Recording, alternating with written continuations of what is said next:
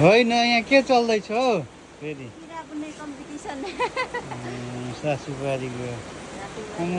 तिमीलाई कसले सिकाएको यति राम्रो पिरा बुन्नु मम्मीले खोइ हेर्न देखाउनु त्यो त यता हेर्नु न मम्मीले फेस मास्क लगाइरहेको फेरि हाम्रो सन्ध्याको काम गर्न नै हात चिलाएर कस्तो हुन्छ अरे